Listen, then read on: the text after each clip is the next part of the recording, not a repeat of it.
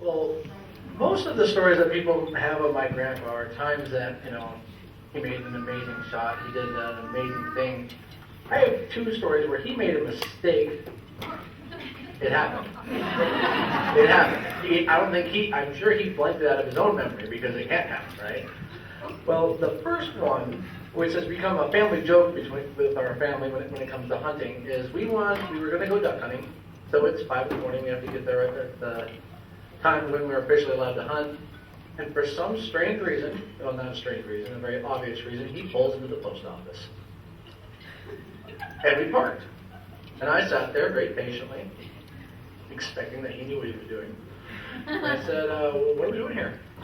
And he looks at me and says, I don't know. I said, we're not delivering another gun. That was yesterday, and the day before, and the day before that.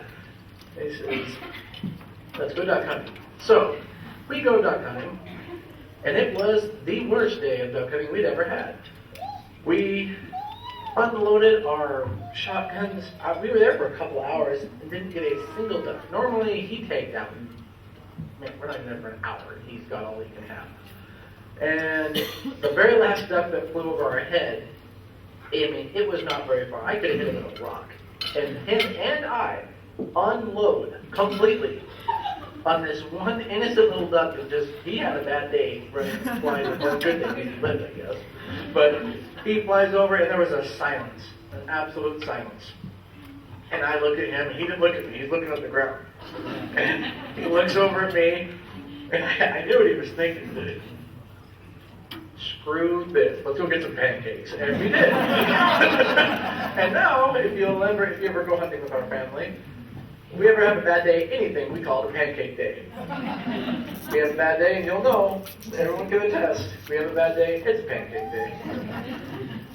The other mistake that he made was it's actually hanging on our wall in Grandma's house right now. Yes.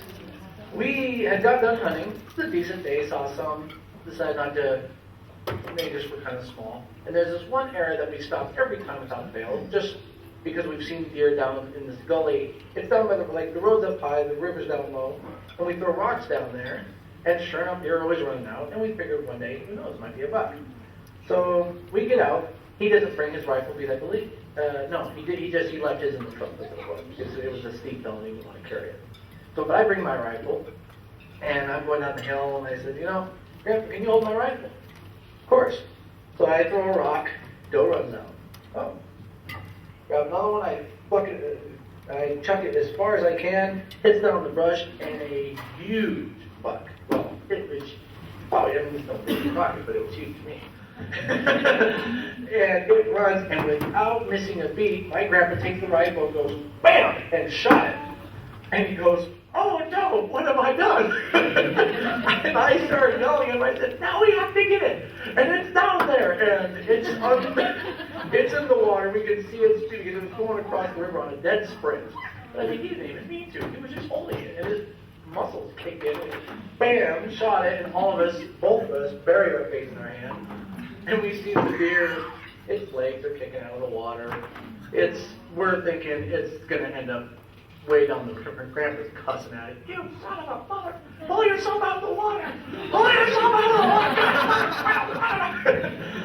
And it pulls itself halfway out of the water, and we're like waiting for it to go back in, and it didn't.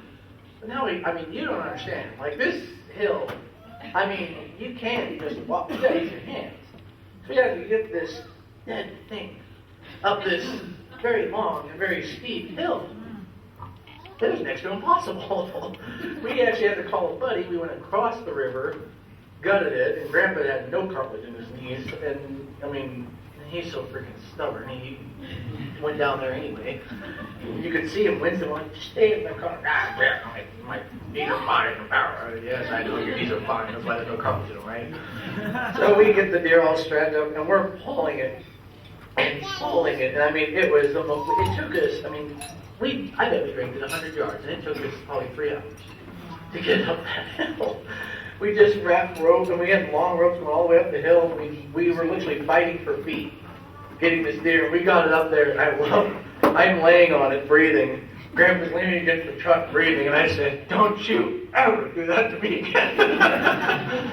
And he says, "No, I don't think we'll be doing that again." He goes, "But I'm mounting this." He goes, "I know it's not mounting worthy." He goes, "But people don't understand."